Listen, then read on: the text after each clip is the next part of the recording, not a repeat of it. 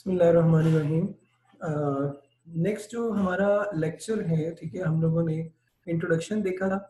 Introduction के बाद हम लोगों ने सेल के हवाले से इंट्रोडक्शन देखा। सेल के हवाले से उसके बाद हमारा सेल मेम्ब्रेन का टॉपिक आप लोगों ने पढ़ा, ठीक है।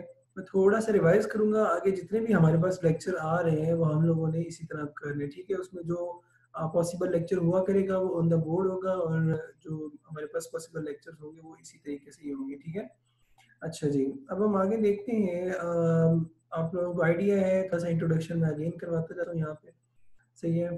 तो अच्छा जी, अब चैप्टर 1 का जो सिलेबस है ऑलरेडी हम लोग स्टार्ट कर चुके हैं। इसमें इसमें हमारे पास लाइट माइक्रोस्कोप और इलेक्ट्रॉन माइक्रोस्कोप का टॉपिक आ जाता है। Then structure of typical and animal plant cell है, ठीक हो गया।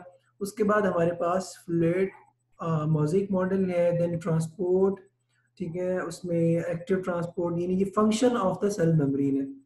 उसके बाद यूकैरियोटिक सेल के जो स्ट्रक्चर्स हैं यानी उसकी जो एनाटॉमी है, ठीक हो गया, वो हम देखेंगे कि इंटरनल जो सेल के ऑर्गन्स हैं वो क्या है, उनका रोल क्या है, ठीक है, वो क्या फंक्शन परफॉर्म कर रहे होते हैं। प्रोकैरियोटिक सेल और यूकैरियोटिक सेल है, ठीक है। तो आपने एक चीज याद रखनी है कि ये जो सिलेबस के सब टॉपिक्स दिए हुए हैं, इसमें से कोई भी ऐसा टॉपिक नहीं होना चाहिए, ठीक है, जो आप लोग छोड़ दें, ठीक है। तो ये याद रखिएगा। अच्छा, आगे मूव करते हैं। तो ये वही स्केच है जो हम लोगों ने ऑन द बोर्ड जो है वो पढ़ा था, जिसमें हमने कहा था कि सेल जो है वो प्रोकैरियोट यूकैरियोट में डिवाइडेड है। देन हमारे पास बेसिक स्ट्रक्चरल फंक्शनल यूनिट है। फिर हमने कहा था सेल थ्योरी, वन और more pre existing cells, structural and functional unit है। फिर हमने कहा था कि जी हमारे पास जो प्रोकैरियोट है, ठीक है, उसमें मेम्ब्रेन और साइटोप्लाज्म होते हैं। सेल जो मेम्ब्रेन है वो सेल इन्वेलप और सेल मेम्ब्रेन से मिलकर बनी होती है, जो कि स्टीरोल जो है वो हमारे पास लीक कर रही है। देन हमने कहा था कि जी सेल वॉल, जो सेल इन्वेलप है, ये फर्दर सेल वॉल और हमारे पास ग्लाइकोकैलिक्स से मिलकर बना होता है, ठीक है। और ग्लाइकोकैलिक्स फर्दर हमने कहा था कैप्सूल और स्लाइम से जो है वो मिलकर बना होगा। इसी तरह अगर हम डाउनवर्ड आएंगे तो हमने कहा कि यूकैरियोट में मेम्ब्रेन्स और प्रोटोप्लाज्म है। Then you membrane cell wall और सेल मेम्ब्रेन से मिलकर बनी हुई है। सेल वॉल जो है वो आपको पता है फंजाई बैक्टीरिया प्लांट में मौजूद होती है।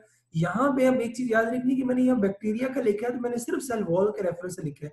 यहाँ पे ये नहीं समझ लेना कि सर यहाँ पे यूकैरियोट है तो आप यहाँ पे बैक्टीरिया को यूकैरियोट में लिख रहे हैं, तो बिल्कुल ऐसा नहीं है, ठीक है, क्योंकि ऑलरेडी हम यहाँ पे पढ़ चुके हैं बैक्टीरिया के अंदर प्रीवियस लेक्चर्स में। अच्छा, उसके बाद प्रोटोप्लाज्म की अगर हम बात करते हैं तो इसमें साइटोप्लाज्म आ रहा है हमारे पास, ठीक हो गया। और उसके बाद हमारे पास जो है वो न्यूक्लियस जो है वो आ जाता है, ठीक है। अच्छा, इसी तरह जो साइटोप्लाज्म है इसमें फर्दर ऑर्गेनल्स हैं, साइटोसोल, बायोमॉलिक्यूल्स हैं, और ऑर्गेनल के अंदर हमारे पास मेम्ब्रेनस, नॉन मेम्ब्रेनस थे, ये हम लोगों ने देख लिया था, ठीक है। इसके अलावा जो है वो हमने फंक्शंस देखे थे कि जी जो कैप्सूल है उसमें स्टिकी और गमी अपीयरेंस होती है, होस्ट अटैचमेंट के अंदर ऐड होता है, स्लिपरी अपीयरेंस स्लाइम प्रोवाइड कर रहा है। इसी तरह पैथोजेनिसिटी जो है वो स्लाइम के जिम्मे होती है, ठीक है। इसी तरह हमारे पास प्रिवेंशन फ्रॉम फैगोसाइटोसिस आ जाता है, ठीक है, ये हमने देखा था। इसी तरह अगर हम सेल वॉल की बात करते हैं यूकैरियोट के अंदर, तो फंजाई की काइटन से थी, बैक्टीरिया की पेप्टिडोग्लाइकन से थी, प्लांट की सेलुलोज से थी, एल्गी में ग्लाइकोप्रोटीन प्लस पॉलीसेकेराइड, ठीक हो गया। ये हमने ऑलरेडी जो है डिस्कस कर लिया है, ठीक है, तो हम इसको थोड़ा सा रिवाइज कर रहे थे। अच्छा, नेक्स्ट मूव करते हैं। तो इसी के अंदर ही हमने देखा कि हमारे पास जो ऑर्गेनल है उसमें मेम्ब्रेनस, नॉन मेम्ब्रेनस है। जो मेम्ब्रेनस थे वो हमारे पास डबल और सिंगल मेम्ब्रेनस आ जाते हैं, ठीक है। और दूसरी चीज इसमें जो आ जाती है वो आ जाती है फर्दर कि जो नॉन मेम्ब्रेनस है उसमें कौन कौन से हैं, राइबोसोम, न्यूक्लियस था, साइटोस्केलेटन था, और हमारे पास सेंट्रियोल जो था, ठीक हो गया। इसी तरह अगर हम बात करते हैं मेम्ब्रेन्स की, ठीक है, यानी मेम्ब्रेनस जो ऑर्गेनल है उनकी, तो उसमें सिंगल और डबल मेम्ब्रेनस जो है वो आ जाते हैं, ठीक है। सिंगल मेम्ब्रेनस में अच्छा, डबल मेम्ब्रेनस में हमारे पास न्यूक्लियस था, माइटोकॉन्ड्रिया और क्लोरोप्लास्ट। और लेक्चर में प्रीवियसली हमने रिवाइज किया था कि हमारे पास जो है प्लास्टिड की कैटेगरी है, ठीक हो गया, तो ये सारा उसी में आ जाता है। इसी तरह माइटोकॉन्ड्रिया है और न्यूक्लियस है। और सिंगल मेम्ब्रेन की अगर हम बात करते हैं तो वैक्यूल है, गोल्गी एपिटस है, एंडोप्लाज्मिक रेटिकुलम, लाइसोसोम, ग्लाइकोसोम, पेरोक्सोसोम, ये सारे सारे सिंगल मेम्ब्रेनस थे। इसके कुछ स्ट्रक्चर फंक्शन हमने देखे थे, अभी हम इनको डिटेल में भी आगे देखेंगे। अच्छा, इसी तरह फिर सेल को हमने एक और तरह से भी डिफाइन किया था कि जी सेल जो है वो न्यूक्लिएटेड होते हैं हमारे पास, और ये न्यूक्लिएटेड थे। और फर्दर हमने कहा था कि जो न्यूक्लिएटेड होते हैं उसमें मोनोन्यूक्लियर थे, पॉलीमॉर्फिक थे, मल्टी न्यूक्लिएटेड थे, ठीक हो गया। मोनोन्यूक्लियर में हमारे पास मोनोसाइट्स की एग्जांपल आ जाती है, ल्यूकोसाइट जो हमने कहा था कि व्हाइट ब्लड सेल्स जो है उनकी एग्जांपल में आ जाते हैं। इसी तरह इसमें लिम्फोसाइट मोनोसाइट आ जाते हैं। यहाँ पे मैंने लिम्फोसाइट लिखा है, यहाँ पे ल्यूकोसाइट लिखा है। Leucocyte is actually generalised term for white blood cells, ठीक हो गया। और लिम्फोसाइट उसके अंदर स्पेसिफिक आ जाते हैं, ठीक है, जिनके अंदर हमने देखा था कि ग्रेन्युलोसाइट और ए ग्रेन्युलोसाइट होते हैं, ठीक है। तो ये ए ग्रेन्युलोसाइट में फर्दर डिवीजन होती है जिसको हम कहते हैं लिम्फोसाइट। अच्छा, इसी तरह जो न्यूक्लिएटेड में बाई न्यूक्लिएटेड भी होते हैं, ठीक है।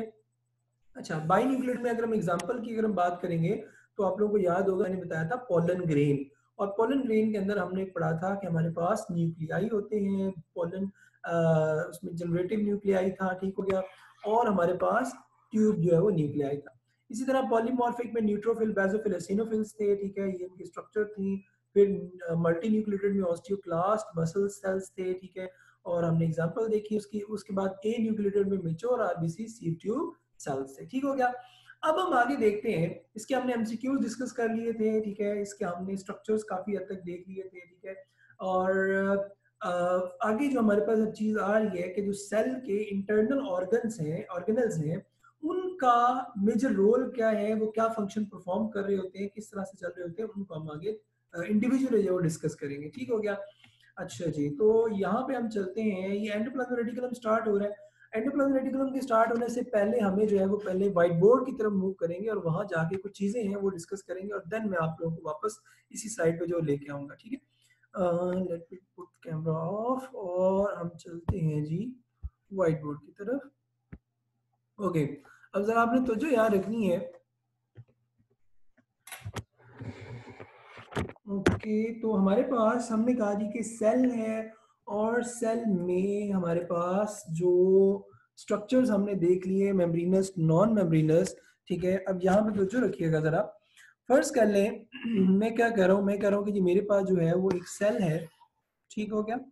Let's suppose this is a cell, और सेल में जो है हम कह रहे हैं कि यहाँ पे हमारे पास क्या है जी, न्यूक्लियस, ठीक हो गया।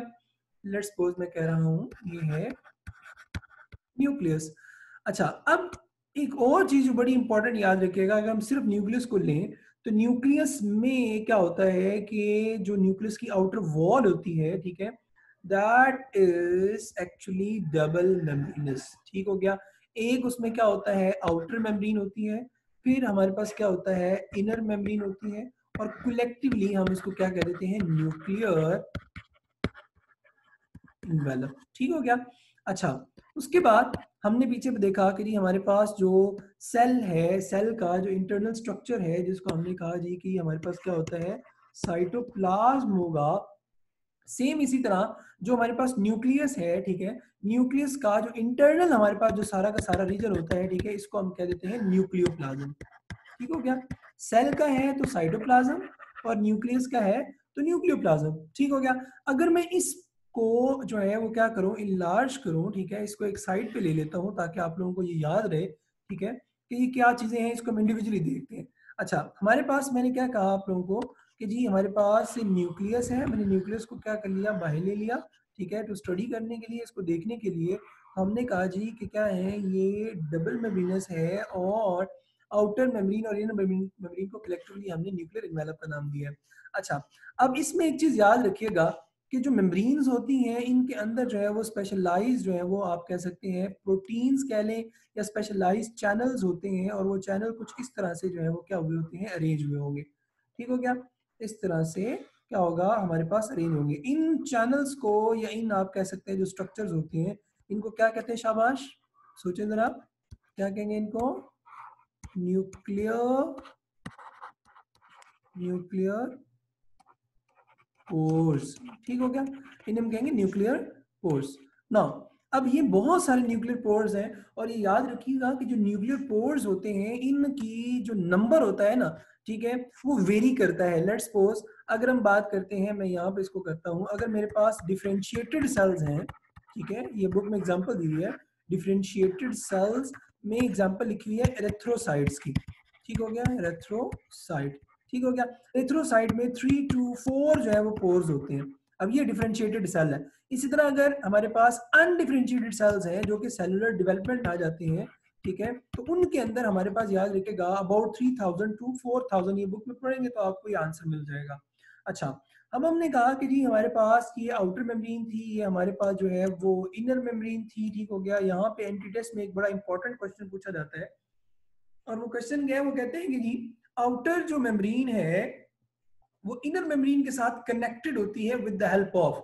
तो उसमें याद रखिएगा कि एक्चुअल में ये जो हमारे पास न्यूक्लियर पोर्स होते हैं ना, ये वाले, ठीक है, न्यूक्लियर पोर्स क्या करते हैं, आउटर मेम्ब्रेन को इनर मेम्ब्रेन के साथ क्या कर रहे होते हैं, कनेक्ट कर रहे होते हैं। तो आउटर मेम्ब्रेन का इनर मेम्ब्रेन के साथ जो कनेक्ट होना है वो विद द हेल्प ऑफ होता है पोर्स। तो ये एंट्री टेस्ट में पूछा जा चुका है कि भाई वो स्ट्रक्चर का नाम बताओ जो कि एक्चुअल में हमारे पास क्या होगा, मौजूद होगा कहाँ पे, आउटर मेम्ब्रेन को इनर मेम्ब्रेन के साथ जो क्या कर रहा होगा, कनेक्ट कर रहा होगा, ठीक हो गया। अच्छा, अब हमारे पास एक और जो फर्दर चीज आ जाएगी, ठीक है, वो आ जाती है कि जी जो इंटरनल स्ट्रक्चर है वो हमने कहा न्यूक्लियोप्लाज्म, ठीक है। तो न्यूक्लियोप्लाज्म, इसको मैं एक और जगह पे आपको बताता हूँ, ठीक है, हमने कहा न्यूक्लियोप्लास्ट, ठीक है। अच्छा, अब जो न्यूक्लियोप्लाज्म है, ठीक है, बल्कि इसको अगर मैं इस तरह से करूँ, लेट्स सपोज मैंने कहा जी कि हमारे पास न्यूक्लियस है, ठीक हो गया। न्यूक्लियस को फर्दर हम डिवाइड कर देते हैं न्यूक्लियोप्लाज्म के अंदर, और उसके बाद हमारे पास आप कह सकते हैं क्रोमैटिन के अंदर, ठीक हो गया। जो न्यूक्लियोप्लाज्म है इसके अंदर फर्दर हमारे पास जो है वो आप कह सकते हैं न्यूक्लियोलस है, ठीक हो गया।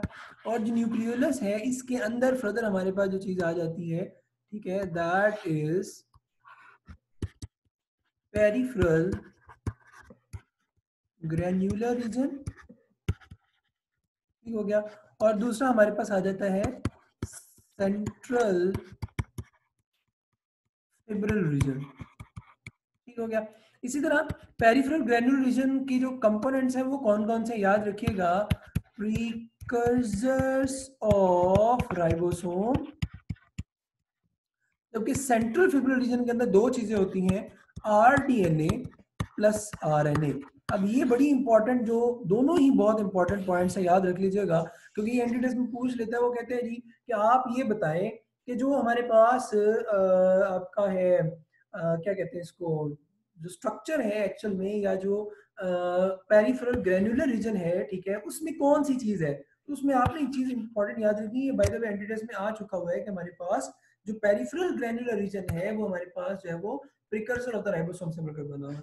इसी तरह सेंट्रल फिब्रिल रीजन की अगर हम बात करेंगे तो इसमें क्या चीजें मौजूद हैं, इसमें याद रखिएगा ये आरडीएनए है, आरडीएनए राइबोसोमल डीएनए, यानी जो राइबोसोम हम आगे पढ़ेंगे आपको बताया कि जो राइबोसोम होते हैं, ठीक है, that is made up of protein and RNA, ठीक हो गया।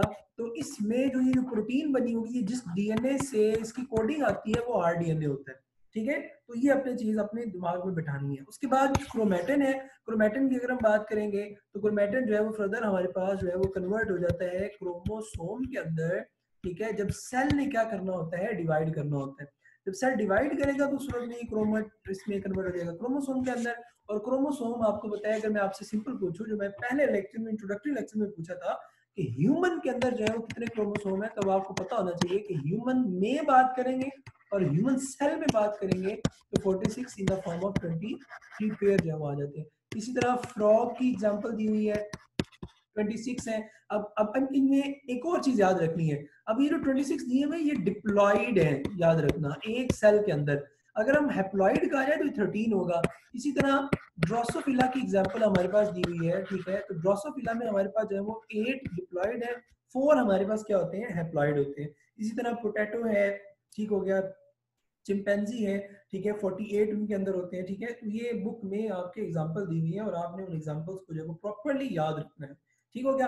अब वापस चलते हैं, यहाँ पे थे तो हमने कहा जी कि हमारे पास जो है ये आपका आउटर मेम्ब्रेन था, ठीक है, हमने देख लिया। फिर हमने कहा इनर मेम्ब्रेन है। फिर हमने देखा कि जी हमारे पास जो इंटरनल जो स्ट्रक्चर है, ठीक है, इस तरह से हमारे पास मौजूद था, ठीक है।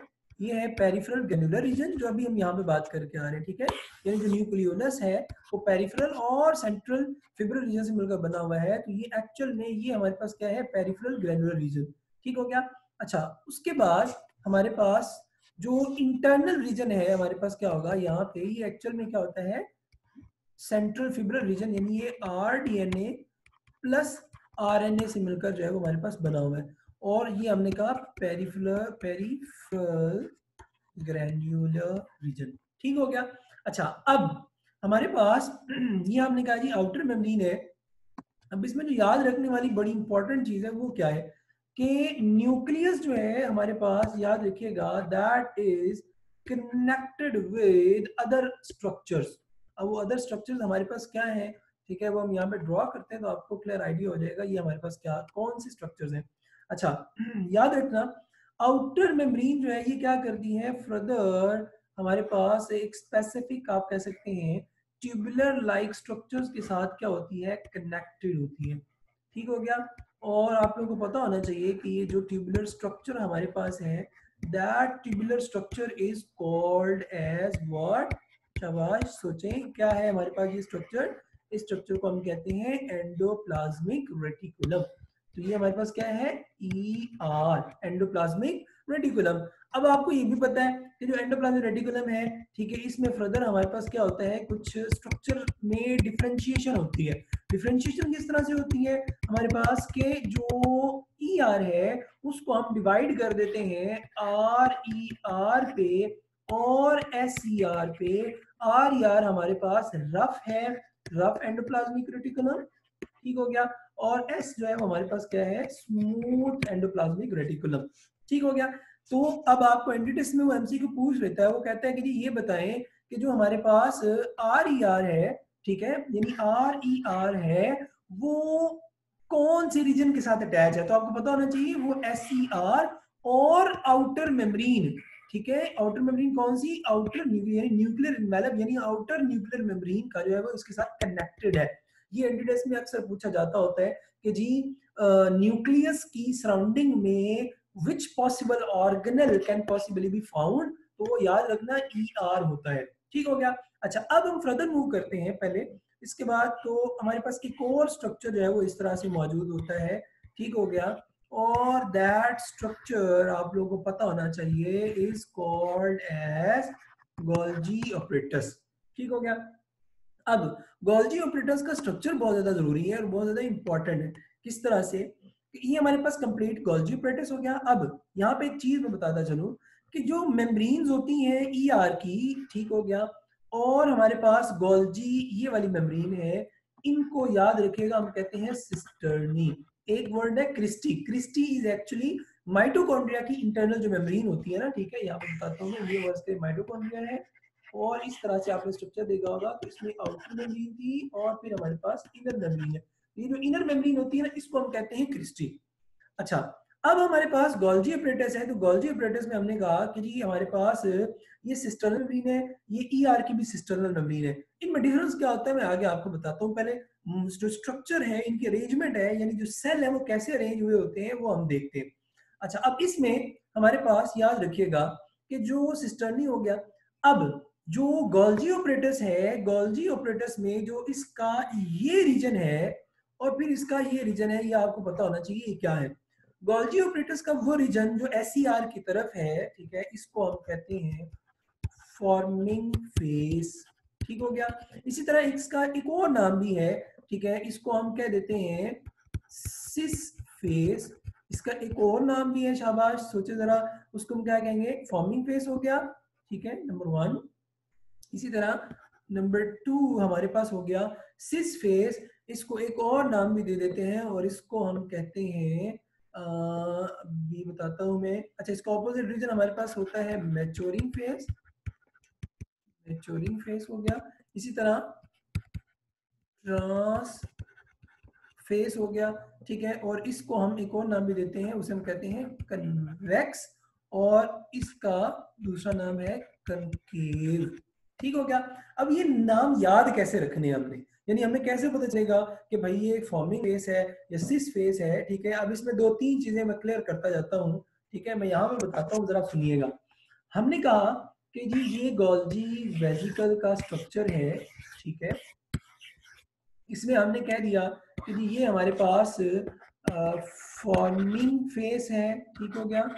फिर हमने कह दिया ये हमारे पास सिस है, फिर हमने इसको कह दिया कन्वेक्स कह दिया हमने, ठीक है। ये हमारे पास क्या रहेगा, कन्वेक्स। और दूसरी साइड हमने कह दी मैच्योरिंग, ठीक है, या ट्रांस हो गया, या हमने इसको कह दिया कनकेव। ओके नाउ, अब इसमें मैं 2-3 एग्जांपल के थ्रू आपको बताता हूँ कि आपने नाम ये याद कैसे रखने हैं। अब फर्ज करें केमिस्ट्री के अंदर आप लोग फार्मूला पढ़ते हैं इस तरह से, और उसमें CH3 होता है, फिर सिंपली क्या होगा हमारे पास, H होगा, इसी तरह यहाँ H होगा, ठीक है। इसी तरह एक और फार्मूला है CH3, फिर H है हमारे पास, फिर H है हमारे पास। अगर आप लोगों से पूछूं कि इनमें सिस कौन सा है और ट्रांस कौन सा है, ये सिस है या ये सिस है, तो उसमें आंसर क्या होगा, ये अबव रीजन जो है ये हमारे पास सिस स्ट्रक्चर है, और अगर ये ऑपोजिट होते हैं बल्कि ग्रुप, तो इसको हम कहते हैं ट्रांस स्ट्रक्चर। अब यहाँ इसके जो फॉर्मिंग रीजन था, यहाँ पे हमारे पास इसके ऊपर जो है वो क्या चीज थी, स्ट्रक्चर पड़ा हुआ था SER, उसके ऊपर कौन सा था, RER। इसका मतलब क्या होता है, याद रखिएगा कि जब फॉर्मेशन चल रही होती है ना, तो SER से कुछ ब्लेब्स कह लें या कुछ वेजिकल्स कह लें, वो क्या होती हैं, बड ऑफ होती हैं, और वो जाके, यानी यहाँ से बहुत सारी वेजिकल आई, ये आपस में क्या कर जाती है, फ्यूज कर जाती है, और फ्यूज करके एक बड़ी वेजिकल बना देती है, जो आपको ये स्ट्रक्चर नजर आ रहा है पड़ा हुआ, ठीक है। इसको हम गोल्जी वेजिकल भी कह सकते हैं, ठीक है, इसको हम कहते हैं गोल्जी वेजिकल, ठीक हो गया। अब ये इस रीजन से बन रहा है, तो इसको हम फॉर्मिंग कहेंगे। SCR की सेम साइड पे है, तो हम इसको सिस, जो अभी हमने कहा सेम साइड पे बल्कि ग्रुप होंगे, तो इसे हम कहेंगे सिस, ठीक हो गया। अच्छा, उसके बाद है कन्वेक्स। अब एक्स एक्सटर्नल, यानी जिसकी बैली जो है वो क्या है, आउटवर्ड है, ठीक हो गया।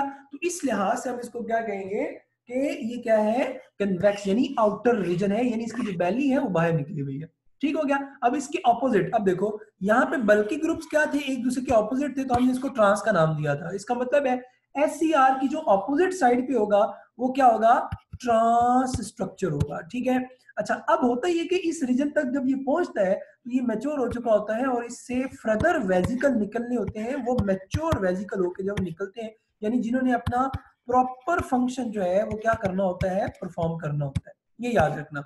अब इन्होंने अपना प्रॉपर फंक्शन परफॉर्म करना होता है, ठीक है, तो इसलिए हम इसको मैच्योर कह देते हैं। और कनकेव इसलिए कहते हैं, अगर हम कनकेव को वर्ड को देखें ना, तो लिखा हुआ है कनकेव, केव क्या होती है, गार, जो कि एक्चुअल में इनसाइड होती है, तो इसकी जो मैच्योरिंग रीजन होगा वो इनसाइड होगा, और जो इसका फॉर्मिंग रीजन होगा वो आउटवर्ड होगा, ठीक है। तो यही चीज मैं यहाँ पे आपको बता रहा हूँ कि यहाँ पे हमारे पास RER है हमारे पास, ठीक हो गया, RER, देन उसके बाद SCR है, SCR के बाद फॉर्मिंग फेज या सिस फेज या कन्वेक्स रीजन है, उसके बाद गोल्जी वेसिकल्स बहुत सारी इकट्ठी हो रही हैं, उसके बाद मैच्योरिंग फेज, ट्रांस फेज या कनकेव जो है वो रीजन आ जाता है, ठीक हो गया। इसको अगर हम सीक्वेंशियली यहाँ पे लिखेंगे तो हम इसको लिख सकते हैं कि भाई जो हमारे पास अगर न्यूक्लियस से कोई चीज मूव कर रही है, ठीक है, तो न्यूक्लियोप्लाज्म से कोई भी चीज मूव कर रही है, तो वो सबसे पहले इनर मेम्ब्रेन, कौन सी, किसकी, न्यूक्लियर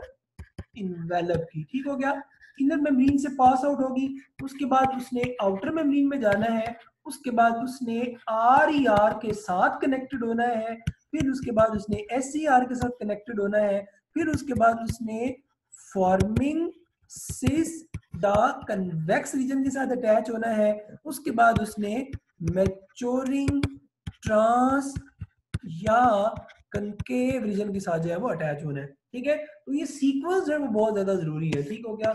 ये सीक्वेंस आपने याद रखना है, क्योंकि इसमें नंबर ऑफ द एमसीक्यूज है वो पूछे जाते हैं। मिसाल के तौर पे वो आपसे पूछ सकता है कि जी जो हमारे पास SER is found in between, ठीक है।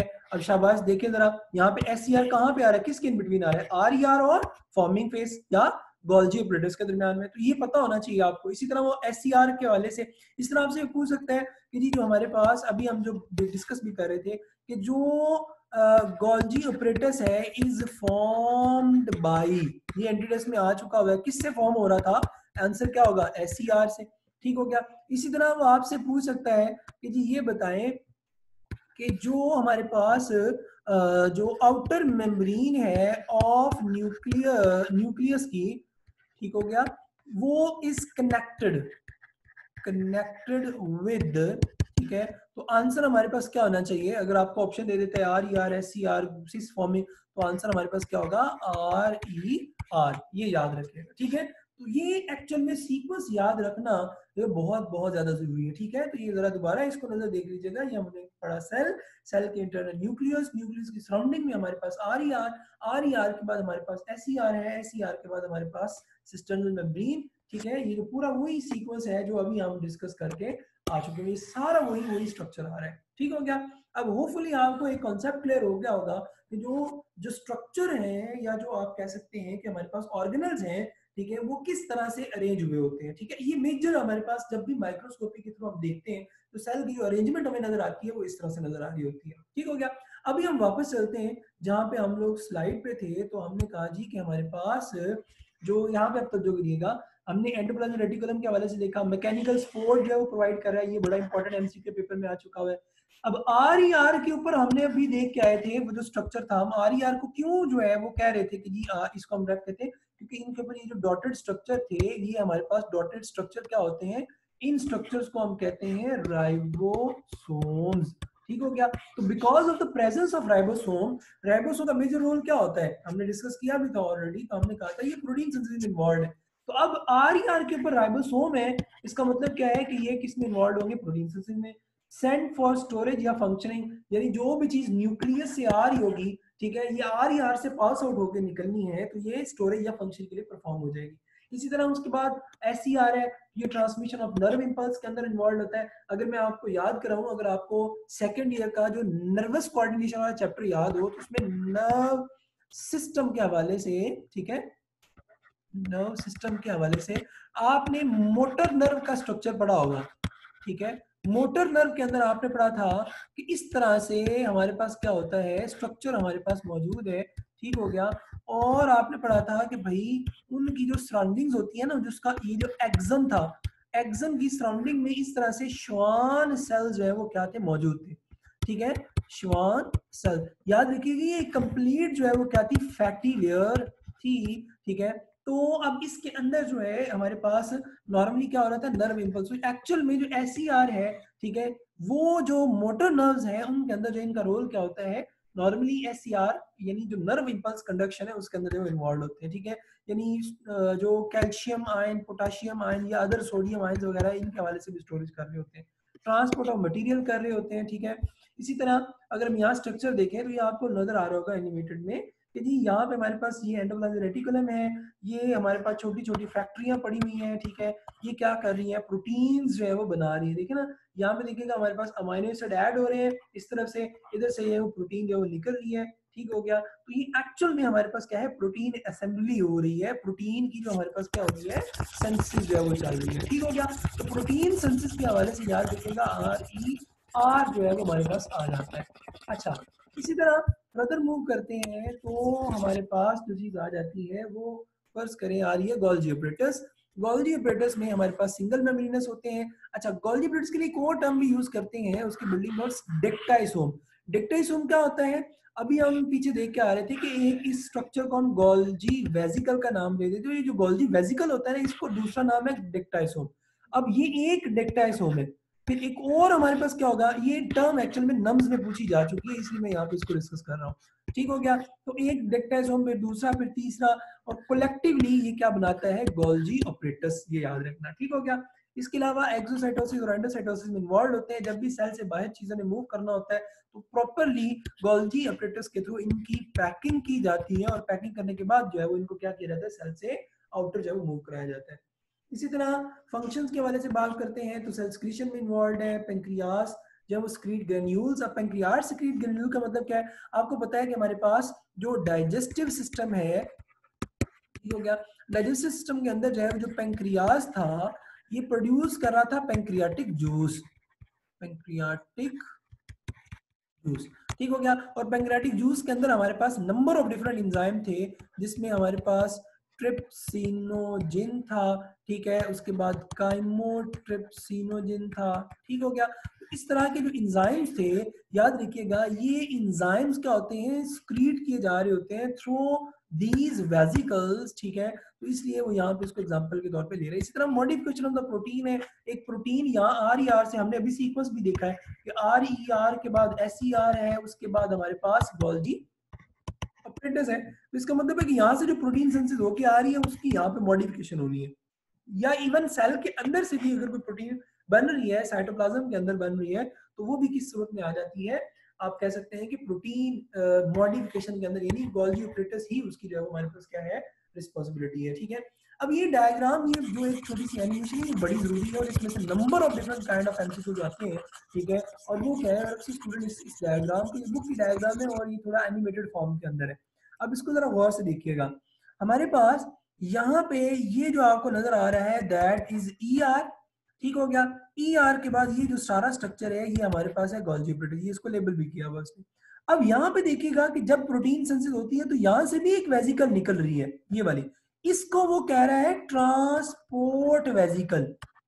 ठीक हो गया, ई आर से जो वेजिकल निकल रही थी, ई आर मतलब एस सी आर से वेजिकल निकल रही थी, उसको वो क्या नाम दे रहा है, ट्रांसपोर्ट वेजिकल। यानी वो सिंपली ट्रांसपोर्ट कर रहा है जो न्यूक्लियस या ईआर से जो स्ट्रक्चर्स आ रहे हैं उनको। ठीक हो गया, अब ईआर के बाद ये जो ट्रांसपोर्ट वेसिकल है ये फ्यूज करता है किसके साथ, फॉर्मिंग फेस, सिस फेस या कन्वेक्स रीजन। ठीक है, तो वहां से फ्यूज होने के बाद इसकी फर्दर इस पूरे रीजन के अंदर क्या की जाती है, मॉडिफिकेशन। और मॉडिफिकेशन करने के बाद जब ये यहाँ से फर्दर स्क्रीट होता है मैच्योरिंग रीजन से, तो इसको हम कहते हैं स्क्रीटरी वेसिकल।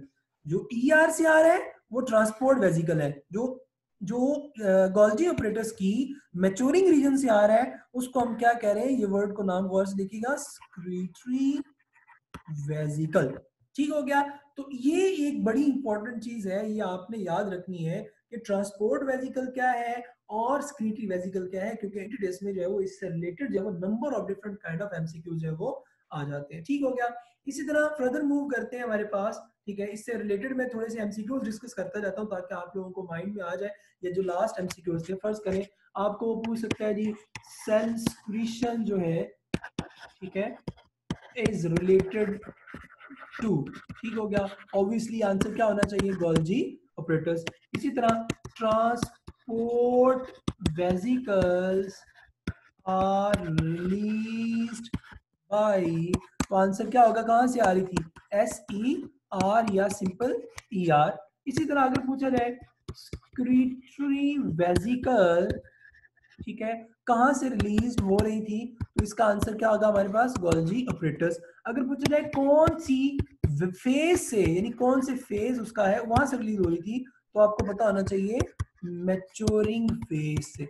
ठीक हो गया, ये बड़ी इंपॉर्टेंट चीज है। इसी तरह आपसे पूछ सकता है जी, फैक्ट्री ऑफ जो है हमारे पास प्रोटीन, ठीक है, तो वो हमारे पास याद रखिएगा राइबोसोम है। अब इसमें एक और बड़ा इंपॉर्टेंट एमसीक्यू आया हुआ है कि जी फैक्ट्री ऑफ, ठीक है, यानी फैक्ट्री ऑफ राइबोसोम, ठीक है, पहले क्या था, फैक्ट्री ऑफ प्रोटीन, अब क्या है, फैक्ट्री ऑफ राइबोसोम इज क्या होना चाहिए, तो आंसर क्या है, न्यूक्लियोलस, जो भी पीछे पढ़ के आ रहे हैं। तो एक्चुअल में राइबोसोम न्यूक्लियोलस के अंदर तैयार होते हैं, जो अभी हमने पीछे पढ़ा था ना, याद होगा आप लोगों को कि पेरिफेरल रीजन होता है, और वो पेरिफेरल जो रीजन है वो क्या है, ग्रेन्यूल रीजन था, वो प्रिकर्सर ऑफ राइबोसोम, हम पीछे उसको नाम दे के आ रहे हैं। वो जो प्रिकर्सर ऑफ राइबोसोम हम उसको क्या के आ रहे हैं, ठीक है, वो एक्चुअल में सिंथेसिस चल रही है इन राइबोसोम की। ठीक हो गया, अच्छा, इसी तरह अब सवाल आता है कि राइबोसोम क्या है। राइबोसोम को याद रखिएगा, हम राइबो न्यूक्लियो प्रोटीन भी जो है वो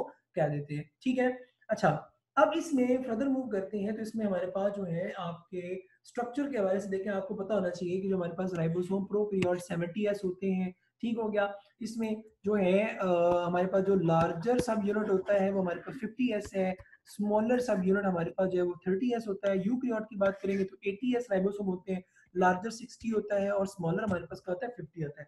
अच्छा, अब यहाँ पे एमसीक्यू है एक बड़ा, मैंने पीछे पहले भी ये पूछ चुका हूँ कि ribosomes are attached to messenger RNA through.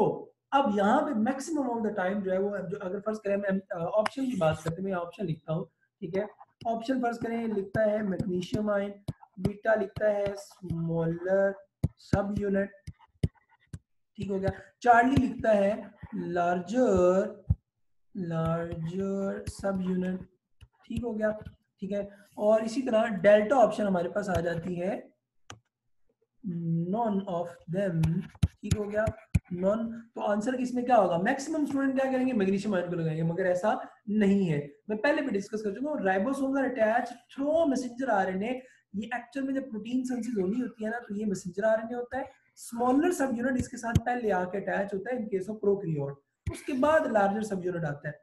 तो स्मॉलर सब यूनिट का अटैच होना, फिर उसके बाद लार्जर सब यूनिट का अटैच होना, ठीक है। अब होता ही है कि स्मॉलर, ठीक है, तो इसमें मैग्नीशियम नहीं आएगा, इसमें आंसर क्या आएगा, ये बुक की लाइन है। अब जो आप लोग सोच रहे हैं मैग्नीशियम आएगा, उसका जो क्वेश्चन बनता है वो इस तरह बनेगा कि अटैचमेंट ऑफ राइबोसोमल सब यूनिट्स, यानी लार्जर और स्मॉलर जो सब यूनिट है उसकी आपस में, यानी इसको मैं यहां बनाऊं ना, ये स्मॉलर हो गया, ये लार्जर हो गया, ये आपस में इस तरह कनेक्ट होता है किसके थ्रू, मैग्नीशियम आयन के थ्रू। तो ये चीज अपने माइंड में बिठानी है कि मैग्नीशियम आयन दोनों को आपस में कनेक्ट करता है, और मैसेंजर आरएनए के थ्रू जब अटैचमेंट होनी है तो वो स्मॉलर सब यूनिट के थ्रू होती है इन केस ऑफ प्रोकैरियोट। ठीक हो गया। अब आपको पता है कि जो इसका रोल है वो हमारे पास किस में आ जाता है, प्रोटीन सिंथेसिस के अंदर आ जाता है, ठीक है। प्रोटीन सिंथेसिस में किस तरह से, यहाँ देखिएगा आप जरा, ये जो आपको स्ट्रैंड नजर आ रहा है, ये भाईजान जो है ये क्या है, मैसेंजर आरएनए है, ठीक हो गया। ये जो पार्टिकल्स आपको सराउंडिंग में बड़े नजर आ रहे हैं, ये हमारे पास क्या है, अमाइनो एसिड है, ठीक है। अब ये पूरा का पूरा क्या है, राइबोसोम है, लार्जर स्मॉलर सब यूनिट आपको पता है कि ये आरएनए से मिलकर बना होता है, ठीक हो गया। इसी तरह मैसेंजर आरएनए हो गया। अब क्या होगा कि ये टीआरएनए है, आपको पता है कि जब प्रोटीन सिंथेसिस होती है तो मैसेंजर आरएनए, राइबोसोमल आरएनए और ट्रांसफर आरएनए तीनों क्या कर रहे होते हैं, प्रोटीन की सिंथेसिस में इन्वॉल्व होते हैं। मैसेंजर आरएनए वो मैसेज लेके आता है कि किस तरह की प्रोटीन बननी है, यानी 5 to 3 प्राइम में। राइबोसोमल आरएनए आपको पता है राइबोसोम के अंदर मौजूद होता है, और ट्रांसफर आरएनए क्या करता है कि अमाइनो एसिड को लेकर आ रहा था, तो ये वही काम कर रहा है कि इधर से एक ट्रांसफर आरएनए आ रहा है, ठीक हो गया, ये अमाइनो एसिड को लेकर आता है, और राइबोसोम जो है वो मशीनरी के तौर पे, यानी राइबोसोमल आरएनए, इन राइबोसोम क्या कर रहे हैं, उस ट्रांसफर आरएनए से अमाइनो एसिड को लेते हैं, और एक अमाइनो एसिड को दूसरे, दूसरे को तीसरे, तीसरे को चौथे से क्या करते जाते हैं, कनेक्ट करते जाते हैं, ठीक हो गया। ये एक चीज याद रखिएगा। अच्छा, इससे रिलेटेड एक और भी एमसीक्यू हमारे पास बनते हैं, और वो क्या है, वो पूछता है कि पॉलीसोम या पॉलीराइबोसोम क्या है, ठीक हो गया। तो वो याद रखिएगा, हमारे पास अगर एक स्मॉलर सब यूनिट है और बहुत सारे इस तरह से ये मैसेंजर आरएनए है, ठीक है, और इसके साथ बहुत सारे क्या हुए हुए हैं, राइबोसोम जो है वो अटैच है, ठीक है। तो इस जो स्ट्रक्चर होता है ना, इसको हम कहते हैं पॉलीसोम, या इसको कहा जाता है पॉलीराइबोसोम, ठीक हो गया। ये बड़ी इंपॉर्टेंट एक चीज है, याद रखिएगा। आपसे वो पूछ सकता है कि पॉलीसोम में क्या क्या चीजें मौजूद है, मैसेंजर आरएनए, राइबोसोम, ठीक हो गया। ये दो चीजें एक्चुअल में मौजूद होती हैं, ठीक है, मैसेंजर आरएनए होगा और हमारे पास क्या होगा, राइबोसोम होगा, ठीक हो गया। ये राइबोसोम के हवाले से बड़े इंपॉर्टेंट एमसीक्यू पूछे जा सकते हैं। लार्जर सब यूनिट जो है वो प्रोकैरियोट का क्या होता है, 50s होता है, स्मॉलर क्या होता है, 30 होता है, यूकैरियोट का क्या होता है, 60 होता है और 40 होता है। अच्छा, अब इसमें एक और चीज बड़ी जरूरी है याद रखने वाली, वो क्या है, यहाँ पे राइबोसोम के अंदर भी मैं बता देता हूँ, वहां पे भी आपको बता दूंगा, ठीक है, जब हम इससे रिलेटेड पढ़ेंगे आगे। हमारे पास याद रखिएगा, आपसे पूछते हैं कि जो सेल होता है, फर्स्ट करें एनिमल सेल है, एनिमल सेल के अंदर जो है वो कितनी तरह के राइबोसोम पॉसिबल है, उसमें एक चीज याद रख लीजिएगा। फर्स्ट करेंगे, मेरे पास एनिमल सेल है, ठीक है, एनिमल सेल के अंदर न्यूक्लियस आपको पता है, फिर मैं कह रहा हूँ कि जी माइटोकॉन्ड्रिया होता है, ठीक हो गया, इस तरह से, ठीक हो गया। और ये फर्ज करें स्मॉलर लार्जर सब यूनिट जो पड़ा हुआ है, ठीक हो गया। अब याद रखना कि जो माइटोकॉन्ड्रिया होता है ना, माइटोकॉन्ड्रिया का अपना राइबोसोम होता है। जो माइटोकॉन्ड्रिया के अपने राइबोसोम होते हैं, याद रखिएगा, वो 70s होते हैं। अब जो एक यूकैरियोटिक सेल है, इसके अंदर जो राइबोसोम है वो 80s होंगे। तो एक जो एनिमल सेल होगा ना, याद रखना, उस एनिमल सेल के अंदर दो तरह के राइबोसोम एग्जिस्ट करते हैं, 80s वाला भी, 70s वाला भी। 70s माइटोकॉन्ड्रिया का अपना होता है, ठीक है। अगर हम इसको एवोल्यूशनरी हिस्ट्री से थोड़ा कनेक्ट करेंगे, तो आप लोगों ने चैप्टर जो आपका है एवोल्यूशन का, उसमें पढ़ा हुआ है कि जी जो हमारे पास माइटोकॉन्ड्रिया और जो क्लोरोप्लास्ट है स्पेशली, ये अलग ऑर्गेनिज्म के तौर पे, माइक्रो ऑर्गेनिज्म के तौर पे कंसीडर किए जाते हैं, तो इसलिए इनके अपने राइबोसोम होते हैं, ठीक है। अच्छा, ये एनिमल सेल का था। अगर मैं आपको लेके जाऊँ प्लांट सेल की, तो प्लांट सेल के अंदर जो है एक चीज याद रख लीजिएगा, उसके अंदर हमने कहा जी कि माइटोकॉन्ड्रिया भी होता है, ठीक है। ये हमारे पास फर्ज करें, मैं कह रहा हूँ कि मेरे पास प्लांट सेल है उसमें आपको पता है कि जी माइटोकॉन्ड्रिया भी होगा, ऑब्वियसली सी बात है, और हमारे पास जो है वो क्या होता है, इस तरह से क्लोरोप्लास्ट भी जगह होता है। तो क्लोरोप्लास्ट का भी जो राइबोसोम होता है वो भी 70S है, जो माइटोकॉन्ड्रिया का होता है वो भी 70S है, और जो सेल का अपना होगा वो 80S होगा। तो आप अंदाजा कर लें कि ये चीजें जो है ये आपके माइंड में बिठाने वाली है, अपने माइंड में देखना है आपने कि भाई एक सेल में कहाँ कहाँ पे राइबोसोम है। ठीक है, आपसे वो पूछ सकता है कि सेल में राइबोसोम का एनिमल सेल में कहाँ है, तो एनिमल सेल में आपको पता होना चाहिए राइबोसोम एक एंडोप्लाज्मिक ईआर के ऊपर मौजूद है, ठीक हो गया, फिर साइटोप्लाज्म के अंदर मौजूद है, फिर माइटोकॉन्ड्रिया के अंदर भी मौजूद है। अगर प्लांट सेल की बात करेंगे एंडोप्लाज्मिक रेटिकुलम के ऊपर भी है, साइटोप्लाज्म के अंदर भी डिस्पर्स्ड है, उसके बाद हमारे पास माइटोकॉन्ड्रिया के अंदर भी है, फिर क्लोरोप्लास्ट के अंदर भी है। ये भी याद रख लेना, समझ आ गई इस बात की। तो ये एक चीज बड़ी इंपॉर्टेंट है जो कि हमें पता होनी चाहिए। अच्छा, नेक्स्ट मूव करें तो हमारे पास अगर ऑर्गेनल आ रहा है और दैट इज सेंट्रियोल, शायद आप लोगों को पता होना चाहिए कि हमारे पास क्या है, सेंट्रियोल है, ठीक हो गया। अच्छा, अब सेंट्रियोल के हवाले से बात करते हैं, ठीक है। तो इसमें आपको पता है कि जो सेंट्रियोल है ये एक्चुअल में स्पेसिफिक प्रोटीन से मिलकर बना होता है। अच्छा, इसमें एक और नाम भी है एमटीओसी, सेंट्रियोल्स का दूसरा नाम है, ये एक दफा टर्म नम्स में पूछी जा चुकी है, ठीक है, एमटीओसी, ठीक है। और वो हमारे पास क्या होती है, अगर हम इसकी एब्रिविएशन देखेंगे तो ये होती है माइक्रोट्यूब्यूल ऑर्गेनाइजिंग सेंटर, ये याद रख लेना। और ये कौन सी प्रोटीन से मिलकर बना होता है, ट्यूब्यूलिन से, ठीक हो गया।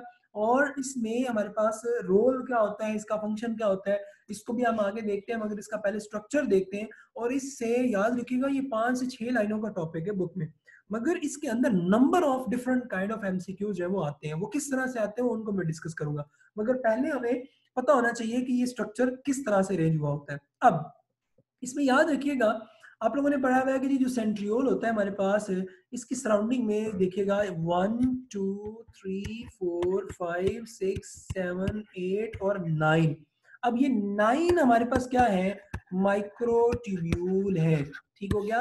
इसको हम माइक्रोट्यूब्यूल ट्रिपलेट भी कहते हैं, ठीक है।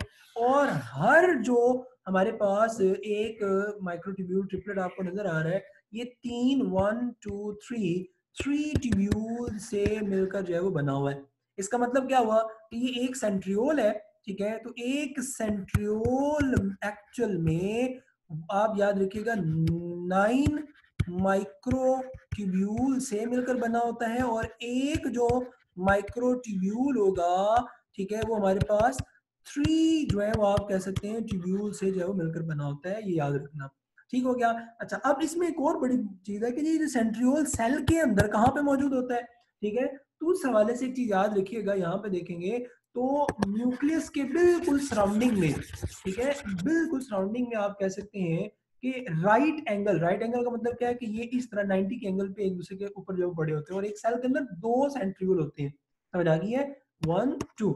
अच्छा, अब जरा देखना सेल में, ठीक है, यानी सेल में न्यूक्लियस की सराउंडिंग में जिस जगह पे ये सेंट्रियोल पड़े हुए हैं, ठीक है, यानी जिस जगह पे ये पड़े हुए हैं उस सरफेस को, उस जगह को हम कहते हैं सेंट्रोस्फीयर, ठीक हो गया। उस जगह को क्या कहेंगे, सेंट्रोस्फीयर। और ये हमारे पास सेंट्रियोल हो गए, तो सेंट्रोस्फीयर प्लस सेंट्रियोल कलेक्टिवली हम इनको कहते हैं सेंट्रोसोम, ये याद रखना, ठीक है।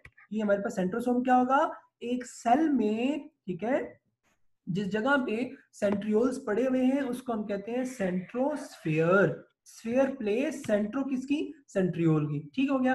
इसको साफ करके लिख देता हूँ ताकि आप लोगों को नोट करने में जो है कोई मुश्किल ना आए। हमने कहा सेंट्रियोल, ये आ जाएगा सेंट्रोस्फीयर, ठीक हो गया। और दूसरा हमने कहा सेंट्रियोल, तो कलेक्टिवली क्या हो जाएगा, सेंट्रो। इसका मतलब क्या हुआ कि एक सेल में, यानी 1 cell contain how many centrioles, 2 centrioles, ठीक हो गया। अच्छा, 1 cell contain how many centrosome, 1 centrosome, ठीक हो गया, 1 सेंट्रोसोम। अच्छा, इसी तरह अब आ जाते हैं एक जो सेंट्रियोल है, फिर एक सेंट्रियोल में फिर माइक्रोट्यूब्यूल ट्रिपलेट कितने हैं, 3 है, 9 है।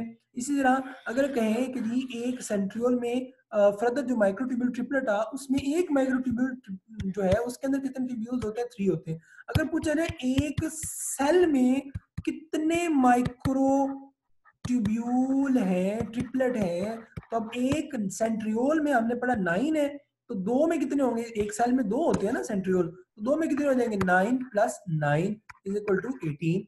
इसी तरह अगर पूछे ट्यूब्यूल्स कितने हैं, अब एक सेंट्रियोल में कितने हमारे पास होते हैं ट्यूब्यूल्स, ठीक है 27, ठीक है 9, ये देखें 9 है ना टोटल, तो 3 3 3 3 3 3 3 3 3 और ओवरऑल हम 9 इंटू 3 कर देंगे तो ये 27 आ जाएगा। एक सेंट्रियोल में 27 ट्यूब्यूल है और एक सेल की अगर हम बात करेंगे तो उसमें 27 plus 27 is equal to 54 answer आ जाएगा। ठीक है, तो ये याद रखना, ये बहुत इंपॉर्टेंट, एक बहुत इंपॉर्टेंट एमसीक्यू है, इसमें से नंबर ऑफ एमसीक्यू, इससे रिलेटेड और भी एमसीक्यूज आते हैं, मैं आपको यहाँ पे लेके जाता हूँ।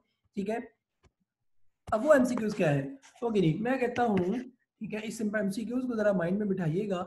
एमसीक्यू है जी, at the time of cell division, ठीक हो गया, number of microtubule triplet,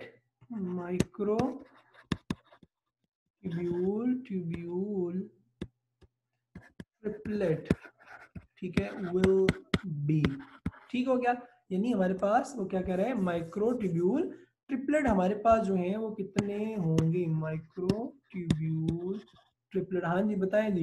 alpha option मैं दे देता हूँ, फर्स्ट करें 9, बीटा ऑप्शन दे देता हूँ 36, चार्ली ऑप्शन हमारे पास आ जाता है, फर्स्ट करें मैं क्या देता हूँ 54, और डेल्टा ऑप्शन मैं दे देता हूँ आप लोगों को 108। हाँ जी बताएं जी क्या होगा आंसर, शाबाश। अब जरा मैं इसको कंफर्म करता हूँ, at the time of cell division. अब आपको पता है कि जब सेल डिवाइड करता है, ठीक है, तो सेल डिवीजन के टाइम पे आपने पढ़ा हुआ है कि एक हमारे पास इंटरफेज होती है, ठीक हो गया, इंटरफेज में आपने पढ़ा हुआ है हमारे पास कि एक G1 फेज होती है, फिर S फेज होती है, फिर G2 फेज होती है, ठीक है, सेकंड ईयर का जो चैप्टर 21 है सेल डिवीजन वाला, ठीक है, उसके अंदर ये क्लियरली मेंशन है। अच्छा, उसके अंदर आपने पढ़ा कि जब इंटरफेस होती है तो उसके अंदर क्या होता है कि जो ऑर्गेनल्स हैं, ठीक है, क्या हो जाते हैं, वो डुप्लीकेट कर जाते हैं, ऑर्गेनल क्या कर जाते हैं, डुप्लीकेट कर जाएंगे। जब ऑर्गेनल डुप्लीकेट कर जाएंगे तो इसका मतलब क्या है, क्या आपके ख्याल में सेंट्रियोल डुप्लीकेट नहीं करेगा? आपने पढ़ा नहीं हुआ कि एक सेल है और उस सेल में जब न्यूक्लियस की डिवीजन होनी होती है तो जो सेंट्रियोल होते हैं वो डबल हो जाते हैं और ऑपोजिट जो है वो न्यूक्लियस के सराउंडिंग में मूव करना शुरू कर देते हैं। ठीक, इसका मतलब है ये डबल हो जाएंगे। तो इसका मतलब क्या हुआ कि हमारे पास जब सेल ने डिवाइड करना है at the time of cell division, तो अब जरा गौर से देखिएगा, ये जो थोड़ी सी स्टैट है, ठीक है, ये आपको याद होनी चाहिए कि एक सेल में हमने कहा 2 सेंट्रियोल्स हैं, ठीक है, एक सेल में हमने क्या कहा जी, एक सेल 2 सेंट्रियोल्स है, ठीक हो गया। अब एक सेंट्रियोल्स के अंदर कितने माइक्रोट्यूब्यूल ट्रिपलेट होते हैं, 9, ठीक हो गया, कितने होंगे हमारे पास, 9, ठीक है। अच्छा, एक जो हमारे पास माइक्रोट्यूब्यूल जो ट्रिपलेट है, ठीक हो गया, उसके अंदर कितने थे, 3 थे, ठीक हो गया। तो एक सेंट्रियोल कंटेन ट्यूब्यूल्स, ठीक है, तो ये हमने पढ़ा जी 27 होंगे, ठीक हो गया। अच्छा, अब इसको फर्दर उसने क्या कर दिया, कॉम्प्लिकेट कर दिया। एक सेल में हमारे पास 2 सेंट्रियोल थे, एक सेंट्रियोल में 9 माइक्रोट्यूब्यूल ट्रिपलेट थे, एक माइक्रोट्यूब्यूल ट्रिपलेट में 3 क्या थी, ट्यूब्यूल्स थी, और एक सेंट्रियोल के अंदर कितनी ट्यूब्यूल होती है, 27 होती है। तो एक सेल की अगर हम इस रीजन पे बात करेंगे, अगर मैं कहूंगा एक सेल, तो उसके अंदर जो है वो 2 सेंट्रियोल होंगे, ठीक हो गया। इसी तरह एक सेल के अंदर जो है वो सेंट्रियोल अगर 2 हैं, तो मैं अगर आपसे ये कहूँ कि जी जो एक सेल है, ठीक है, 1 सेल, ठीक है, कंटेन हाउ मेनी माइक्रोट्यूब्यूल्स, ठीक है, यानी माइक्रोट्यूब्यूल ट्रिपलेट, ठीक हो गया। तो उसमें आंसर क्या आएगा, 2 सेंट्रियोल होते हैं तो 9 प्लस 9 इज इक्वल टू 18 हो जाएगा। इसी तरह माइक्रोट्यूब्यूल्स ट्रिपलेट कितने होंगे, एक सेंट्रियोल के अंदर 27 है, 2 सेल यानी एक सेल में 2 सेंट्रियोल हो गए, तो 2 सेंट्रियोल के लिहाज से जो माइक्रोट्यूब्यूल ट्रिपलेट बन जाएंगे वो हो जाएगा 27 प्लस 27 इज इक्वल टू 54 हो गया। अब हमने क्या है, सेल डिवीजन, यानी सेल डिवाइड कर रहा है। जब सेल डिवाइड कर रहा है इसका मतलब क्या हुआ कि वो जो ऑर्गेनल है, ठीक है, वो जो ऑर्गेनल है वो क्या होंगे, डबल हो जाएंगे, डुप्लीकेट कर जाएंगे। तो ऑर्गन डुप्लीकेट कर देंगे तो आपके ख्याल में क्या ये सारी चीजें डबल नहीं हो जाएंगी? तो ऑब्वियसली सी बात है, याद रख लीजिएगा, सेंट्रियोल क्या हो जाएंगे eight the time of division, centriole क्या हो जाएंगे, मैं इसको लिख देता हूँ ए, इसको लिख देता हूँ बी, इसको लिख देता हूँ सी। ये आपको याद होना चाहिए, जब सेल डिवाइड कर रहा है तो डुप्लीकेशन हो जाएगी, तो 4 सेंट्रियोल हो जाएंगे, ठीक है। माइक्रोट्यूब्यूल जो ट्रिपलेट है वो हमारे पास 36 हो जाएंगे, और इसी तरह जो हमारे पास जो ट्यूब्यूल्स है ये क्या हो जाएंगे, 54 प्लस 54 इज इक्वल टू 108। सिर्फ इस एक स्टेटमेंट के अंदर आपने थोड़ा सा चेंज करना है, मसलन eight the time of centriole number of microtubule triplet, answer क्या है 36। इसी तरह अगर वो आपको कहता है माइक्रोट्यूब्यूल्स की जगह पे सिर्फ ट्यूब्यूल्स, आंसर क्या हो जाएगा 108 हो जाएगा, ठीक हो गया। इसी तरह हमारे पास वो आप कह सकते हैं कि आफ्टर सेल डिवीजन, ठीक है, आफ्टर सेल, अब सेल तो डिवाइड कर गया, अब सेल डिवाइड कर गया तो माइक्रोट्यूब्यूल कितने होंगे, तो आपको पता है वो आंसर क्या हो जाएगा, सिंपली हमारे पास 18 आ जाएगा, यानी एज इट इज वही इनिशियल बात आ जाएगी, ठीक हो गया। तो ये आप सिंपली, मैंने आपको आइडिया दे दिया है, 5 लाइनों का टॉपिक है, और उस 5 लाइनों के टॉपिक में, ठीक है, हमारे पास किस तरह से चीजें जो है वो फैली हुई है, आपने इसको खुद आइडेंटिफाई करना है। मैंने आपको बता दिया है कि हमारे पास जो एमसीक्यू है वो किस तरह से जो है वो पूछे जा सकते हैं, ठीक है, किस तरह से हमारे पास जो है वो एमसीक्यू आते हैं, ठीक है। तो ये अब आपने अपनी चीजें माइंड में बिठा लेनी है कि हमारे पास जो एमसीक्यूज हैं वो किस तरह से बनते हैं। मैंने बार बार एक चीज पे फोकस करूंगा, टिल द एंड हम एक चीज पे फोकस रखेंगे कि भाई आपने एमसीक्यू की जो नेचर है उसको जो है वो क्या करना है, अंडरस्टैंड करना है। एमसीक्यूज किस तरह से बनाए जाते हैं, एमसीक्यूज किस तरह से आते हैं, एमसीक्यूज किस तरह से आपसे वो पूछ सकता है, ठीक है। आप अगर एमसीक्यूज की साइकी को अंडरस्टैंड कर लेते हैं, आपके लिए ये इस तरह से एमसीक्यू जनरेट करना कोई भी मुश्किल काम नहीं रहेगा, ठीक हो गया। तो मैं एक दफा दोबारा से आपको थोड़ा सा रिवाइज कर देता हूँ। हमने स्टार्ट से इस तरह यहाँ से लिया था, हमने स्ट्रक्चर मॉर्फोलॉजी देखी थी, किस तरह से जो है वो ऑर्गेनल्स मौजूद होते हैं, ठीक है। आज के इस लेक्चर के अंदर हमने न्यूक्लियस पढ़ लिया है, एंडोप्लाज्मिक रेटिकुलम पढ़ लिया है, गोल्गी ऑपरेटस पढ़ लिया है, राइबोसोम पढ़ लिया है, सेंट्रियोल पढ़ लिया है, ठीक हो गया। इसी तरह ये हमने देखा, ठीक है। इसको प्रॉपर्ली नोट करें, अपनी एक रजिस्टर लें, मैंने पहले दिन कहा था रजिस्टर लेके उसके ऊपर प्रॉपर्ली अच्छे से नोट जो है वो बनाने हैं आप लोगों ने, ठीक है। इसी तरह यहाँ पे ये हमने गोल्गी वेसिकल के स्ट्रक्चर के हवाले से देखा, फिर हमने जो है वो एक सीक्वेंस हायरार्की देखी, फिर हमने सेंट्रियोल्स के जो एमसीक्यूज थे उनको जो है वो डिस्कस किया। और अगर हम इस तरफ लेके चलें तो यहाँ पे हम लोगों ने जो है वो देखा जी कि हमारे पास हमने स्टार्ट किया था यहाँ से, ठीक है। ये सेल्स का ऑलरेडी हमने डायग्राम देख ली थी, फिर हमारे पास एंडोप्लाज्मिक रेटिकुलम है, फिर हमने गोल्गी वेसिकल देखा था, इसका स्ट्रक्चर देखा था, फिर उसके बाद हमारे पास राइबोसोम आ गया, राइबोसोम्स के रिलेटेड हमने एमसीक्यूज देखे, फिर उसके बाद हमारे पास सेंट्रियोल्स और सेंट्रियोल से रिलेटेड जो पॉसिबल एमसीक्यूज बन सकते थे वो हमने बना लिए, ठीक हो गया। चलें आज के लिए इतना ही बहुत है, बाकी हम लेक्चर को फर्दर जो है वो कंटिन्यू करेंगे इंशाल्लाह।